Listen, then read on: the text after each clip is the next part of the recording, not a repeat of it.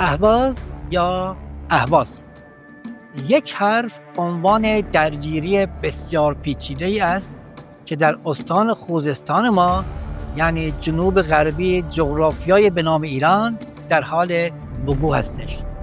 رژیم فاشیست مولایان نام اهواز را میپذیرند، در حالی که الاهواز نامی با ریشه عربی توسط سازمان‌ها و جنبش‌های سیاسی و احزابی که خواستار استقلال میباشند برگزیده شده است.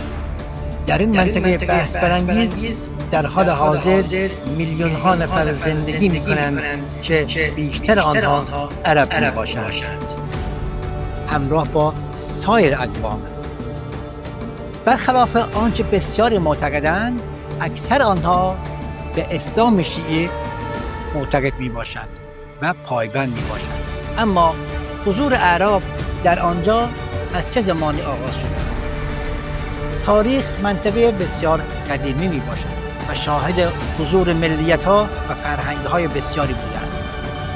اسلام زودتر از آنچه که ما فکر می‌کردیم وارد منطقه شده و دوره‌های مختلف تابع استان بسته در خلافت اسلامی بوده است. در زمان صفویه آخر امارات عربی که بر آن حکومت می‌کرد امیری به نام شیخ خزعل بود. شیخ خزعل متحد بریتانیا بود و در ازای حمایت نظامی از امارات خود مانند همه امارات‌های خلیج عربی در آن زمان منافع آن را تضمین می‌کرد. با پیروزی انقلاب بولشویکی و ظهور اتحاد جماهیر شوروی قدرت‌های سرمایه‌داری غربی ترجیح دادند الاهواز را به کنترل مستقیم نوکر دستنشانده خود یعنی رضا شاه که از او حمایت تمام عیار می‌کردند واگذار نمایند. خودمختاری الاهواز به منظور ایجاد یک دولت مرکزی قوی که به عنوان مانعی بین جذر و مد کمونیستی و منافع بریتانیا در هند باشد لغو گردید. نام استان عربستان به خوزستان تغییر یافت.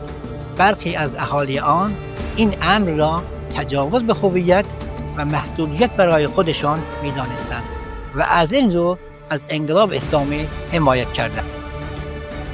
امروز خوزستان با وجود اینکه این منطقه دومین تامین کننده درآمد ملی در ایران و مهمترین شریان نفت میباشد، نرخ بیکاری در الاهواز بالاتر از میانگین کشوری میباشد. سازمان‌های حقوق بشر میگویند که سیاست‌های تبعیض‌آمیز و سرکوبگرانه علیه اعراب الاهوازی اعمال می‌شود.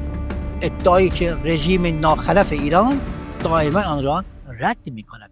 اما اعتراض‌ها و ناآرامی‌ها اغلب در این منطقه رخ می‌دهند.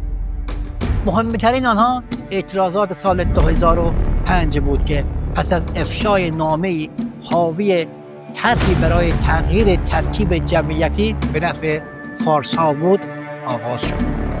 تهران به این امر با دستگیری‌های بیرحمانه، بیشرمانه و ظالمانه پاسخ داد و نامه را جعلی توصیف کرد.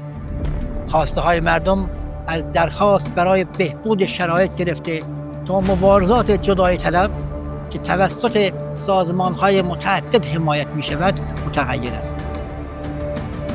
موضوع الاهواز یا اهواز دائما در مناقشه فرقه‌ای، منطقه‌ای و بین‌المللی و بین دو طرف مطرح می‌شود. موضوع را چگونه باید ارزیابی کرد؟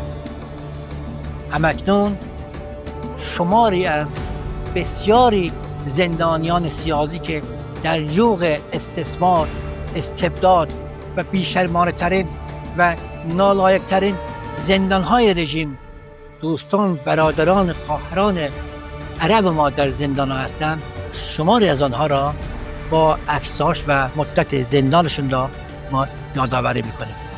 بفرمایید.